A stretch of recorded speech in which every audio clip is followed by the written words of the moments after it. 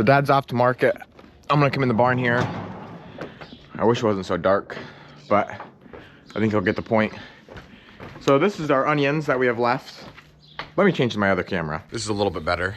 So this is our onions that we have left. Quite a few baskets, but not too many. Here's a couple more. This will be no problem for us to sell out of before the end of the season. And then over here, the guys have now finally finished up all of the garlic, cutting it off of the stem.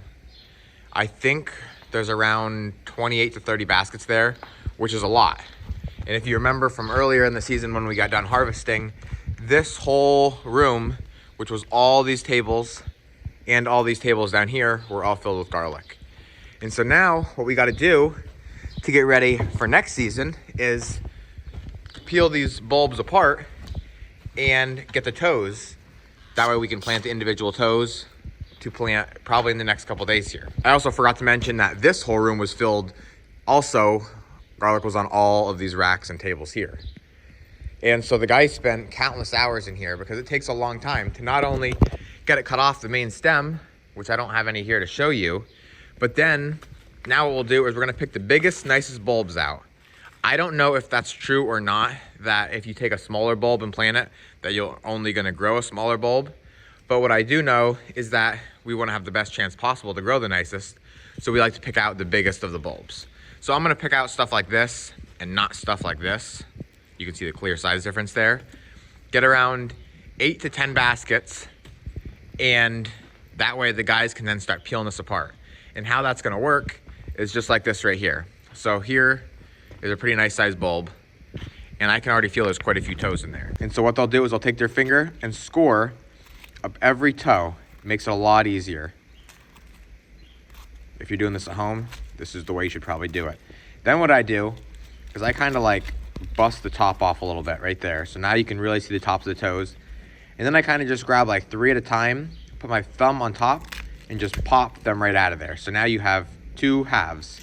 And then it's simple. You just pop that apart, that apart, that apart. So there is 4 bulbs of garlic right there. Pull this off the stem. Now you got another one and 2 more. So you got 2, 3, 4, 5, 6, 7 bulbs that are hopefully gonna grow in the spring of next season. They'll set their roots here in the fall. And we usually plant around 10 to 15,000 bulbs. So just imagine, you gotta get 10,000 of these. Now you get 7 out of a bulb. Well, that's not true. You get between 4 and 7 usually out of a good sized bulb of garlic. And so I don't know the math to how many bulbs that's gonna take roughly, but I do know it's around 8 to 10 baskets from the previous years. And so that's the nice thing about garlic, is that compared to the greenhouse season, if you follow along through the winter months, you know, when we start out in the greenhouses, seeding, fertilizing, watering, all that kind of stuff, this doesn't require any of those steps. This is basically just taking the garlic that we've already grown, peeling it apart just like you've seen, and putting it back in the ground. So the amount of money and all the tools that you need is nothing even close to like growing cauliflower, cabbage, all that kind of stuff. The only problem is this is a lot more time consuming as far as, you know, harvesting, getting in the barn, drying properly, cutting the tops off, and then peeling it apart to get it back in the ground. But still, even after you figure in all of that, I would like to assume that garlic is one of the most profitable vegetables on the farm. The guys should hopefully be here any minute. I just need a spare basket to start out with.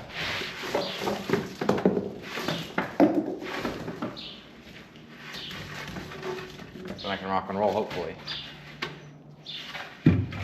Something like that is a beautiful bulb. And that's a tiny bulb, but we're gonna sell them both in one way or another, whether it's plant it now and sell it next season or sell it right now.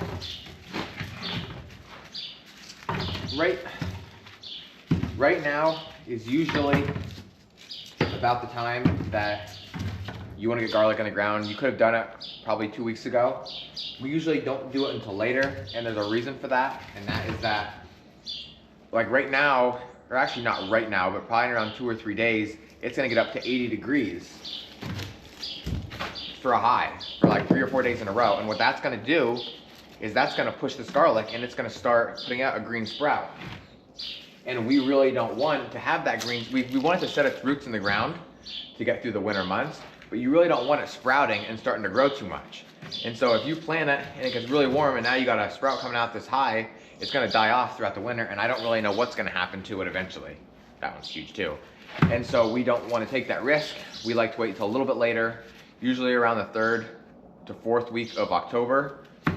And we always have pretty decent luck, as you can see here. I mean, I don't think there's anybody who can always grow a perfect bulb of garlic every single one they grow. Like, there's always gonna be small ones, there's always gonna be bad ones, but for a majority, I would say we do very well with garlic. So while I was in sorting out the bulbs, the guys came and now they started, like I was showing you, pulling those toes apart, getting them into boxes. That way, like I said, hopefully within the next day or two, we can start planting. Later on, and here in a little bit, I'll show you what the field looks like that Dad already got plowed up, which I think was yesterday he did that. Garlic is just a long process. It takes a long time to get all those 10,000 toes pulled apart and in the box. But that's not the only thing we're doing today. We're also hopefully gonna be digging or getting all of the red potatoes out of the ground. And we're not gonna be the ones digging it because, as you've probably seen already, our potato digger is not working at the moment. Our cousins who have a farm that live right next door have a potato digger as well, almost just like ours, but his is in working condition. And so he's gonna come and dig up all of them, and then we're gonna have the guys go through and hopefully get them all done. We'll save some for baskets to put through our washer to sell right on the table. The rest we'll bin up and put in our potato storage, and then we can bag them throughout the winter whenever we need them. We put Daisy in the house and brought Lily out. Nil bean. We'll go feed the cows. Come on. So I just fed the cows, and now I'm gonna go in here to the lower high tunnel, which is our smaller one, where we grow tomatoes. Now, if you've been following along, I know this, I say this quite a bit, but you know, you'll know that we've had tomatoes in here from the spring all the way until now, but now is the time we want to get them finished up. So my mom came through about 3 days ago and cleaned every tomato that was anywhat good off of every plant, so that now we can get this high tunnel wrapped up. And when I say wrapped up, I mean pulling all the plants out of the ground, cutting all the strings, pulling the stakes out, lifting the fabric, and then it's ready to go for next season. And so as you can see, I guess maybe she did miss one or two, or just didn't want to pick them all, I don't know. That one's not bad, but for the most part, there is nothing left on these plants besides a couple green tomatoes. And I should mention that I said she cleaned them all, but they're still kind of growing. I mean, the plants are still green, and it's warmer in here than it is outside. So something like this that she passed up could have now grown to this size, or even a little bigger like you see over there. So we can only sell so many green tomatoes, and there's only so much of a market for them. Like, obviously red tomatoes are way more sought after than green. And so, like, we'll clean definitely every red, pink, orange one out of here, and just about every green one. But like I said, until you officially pull the plants out of the ground, or it gets so cold to where the plants die completely, they're always gonna grow a little bit. But there's just a point in time in the season where you gotta say, okay, enough's enough. You gotta get finished up, get stuff cleaned up, get stuff winterized, because if you fall behind and you have sprayers with water in them and then it freezes and it cracks your tank, well, now you've got $1,000 bills that you don't want to be paying. So my cousin came and got these potatoes dug. It's crazy how many potatoes are out here. Like, I'm a little bit overwhelmed because I don't know if we're gonna be able to get them all picked up, and we need to get them all picked up or they're gonna turn green. So obviously this is our digger. This is the one that's broke. And then back there, probably 100 to 150 feet is where the rows start, and they come all the way through here. You can see them laying there thick, and then go all the way up until the cabbage field. Now, that right there is one row, I think.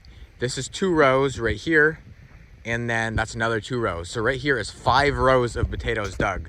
I don't know if I've ever even seen that many dug at one time. It's, like I said, overwhelming how many potatoes there. It's just crazy. And so the guys are coming down now, and they're gonna get started. They're only gonna be here till 4, so that gives them 4.5 hours to get these picked up. I'm gonna try and come down and help, but I got other jobs I gotta do too, so we'll see what happens. But just thousands and thousands and thousands of potatoes that will all be hand-picked. Of course, I pick up the one bad one.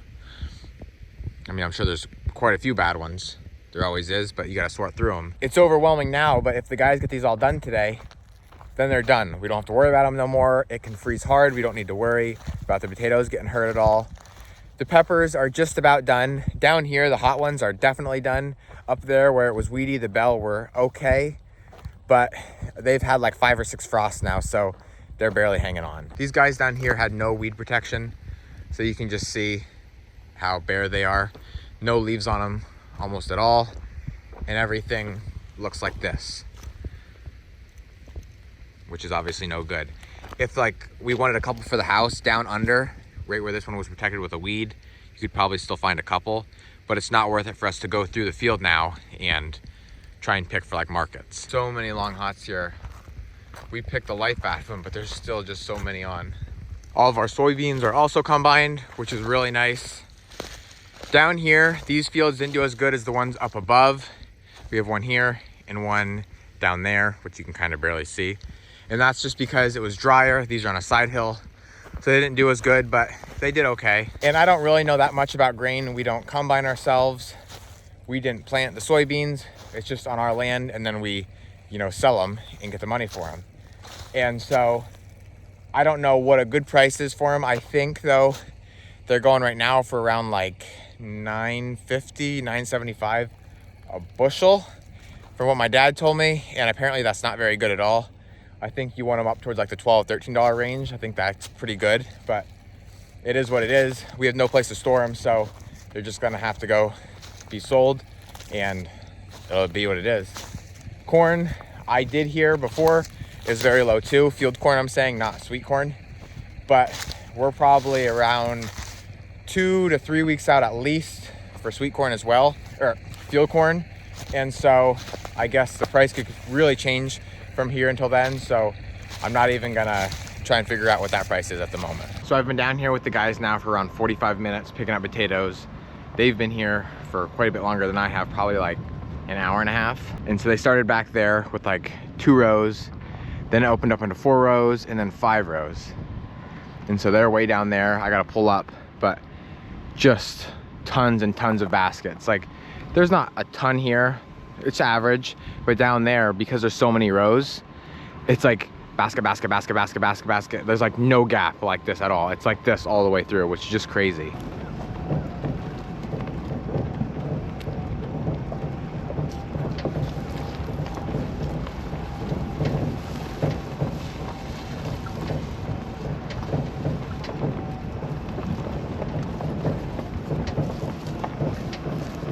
Oh, that's an irrigation cap. Yeah.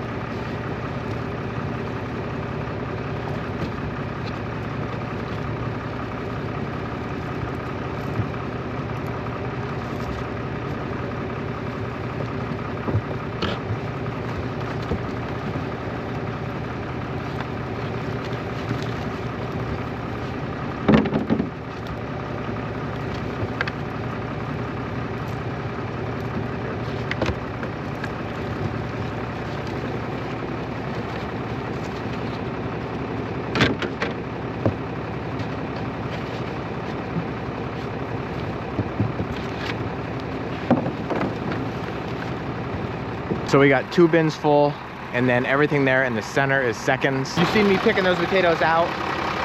Not many of them were bad. It's mostly seconds, like they're a little bit green or just goofy shaped, stuff like that. There's no point in throwing that away. We'll just take it to market, tell people, what it is, sell it for a cheaper price and at least get some money out of it instead of throwing it out and letting it go to waste. We still have around 20 or 30 baskets here to go. The guys are leaving now. We're gonna come back down with the wagon, empty wagon, and just pick them up and leave the baskets whole on the wagon instead of binning them. We'll just use these up in the next couple days for bags, like 50 pounders, or put them through the washer to put in crates to sell right across the table. So we took those bins up to the shed, came back down now for the last like 20 with just the wagon, like I was saying. The guys had to go, so now it's myself driving, Sammy's picking them up, and Mom is stacking them. It's just really hard to see where the sun's at. It's right in everybody's eyes, but you get the point of what's going on here. And it's just really exciting because this is the final load of potatoes for the season. This is like the earliest we've ever had potatoes out since I can remember.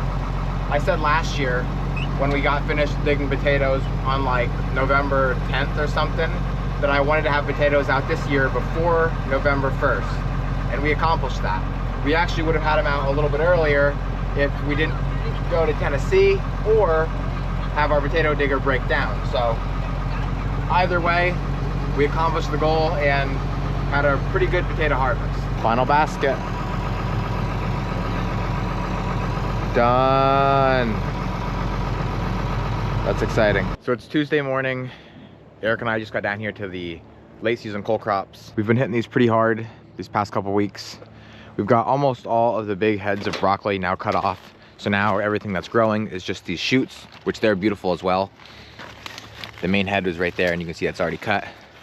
So we'll go through and cut these maybe even later on after we're done with cabbage. That's what we're gonna start out with. We're gonna get a bin of that, then cauliflower, and then maybe broccoli.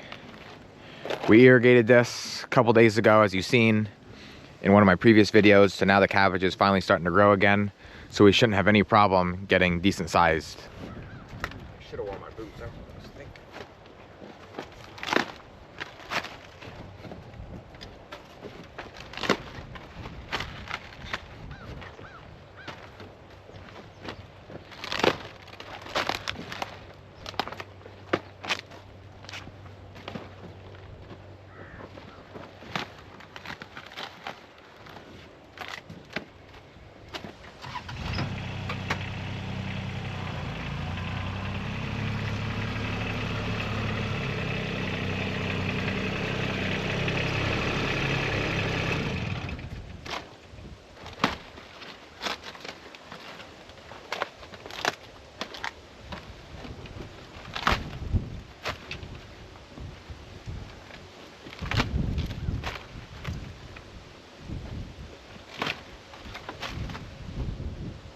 We grow 4 different kinds of cabbage.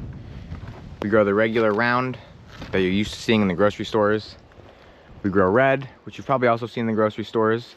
Then there's this variety here, which is like a flatter and wider cabbage, which the name of that is gunma.